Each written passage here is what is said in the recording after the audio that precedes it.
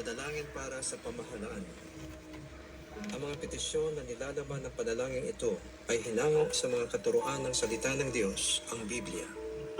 Ang salita ng Diyos mula sa Roma 13, talatang 1 hanggang 2, at unang Timoteo 2, talatang 2 hanggang 3. Ang bawat tao ay dapat pasakop sa mga pinuno ng pamahalaan, sapagkat walang pamahalaang hindi mula sa Diyos, at ang Diyos ang nagtatag ng mga pamahalaang umiiral. Kaya nga, ang lumalaban sa pamahalaan ay lumalaban sa itinakda ng Diyos.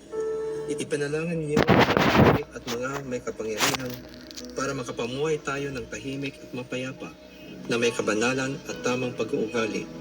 Mabuti ito at nakalulugod sa Diyos na ating tagapagligtas. Naway sabayan ninyo ako sa panalangin ito. Dakilang Diyos at Ama, dahil Ikaw ang nagtalaga ng aming pamahalaan upang pamunuan at isaayos ang aming sambayanan, ipagkaloob mo sa puso ng aming pamunuan na kanilang gawing gabay ang iyong banal na salita sa paglikha at pagsasakatuparan ng mga batas na may buong katarungan. Iyo silang gabayan sa araw-araw nilang pamumuno at pamamalakad sa aming bayan na kanilang mabisang matugunan ang mga pangangailangan ng mga mamamayan at malutas ang mga maraming suliranin ng aming lipunan. Amin ding hinihiling na sila ay iyong bigyan ng pagkakaisa at katapatan sa pagtataguyod ng magandang kinabukasan para sa bawat mamamayan, upang sila ay laging handang isauna ang kapakanan ng sambayanan. Naway kanilang bigyan ng katarungan ang mga mahina at walang lakas, at huwag payagang maapi ang mga mahirap at walang laban. Sa araw-araw, pangalagaan nawa nila ang sambayanan at kanilang iligtas sila sa kamay ng masasama. O Diyos, iyong patuloy na palapitin ang kalooban ng aming mga pinuno sa iyo, nang sila ay makapagpamahala na may dunong at integridad at may busilak na puso. Naway sila ay magsilbing modelo ng magandang asal, katapatan, pagtsatsaga, pagkakaisa, katuwiran at pagmamalasakit sa kapwa. Ayon sa iyong kahabagan at kapangyarihan, sila ay iyong pagtibayin sa pagharap sa anumang mabibigat na hamon o suliranin na maaaring dumating muli sa aming bayan, at iligtas mo kami sa lahat ng panganib.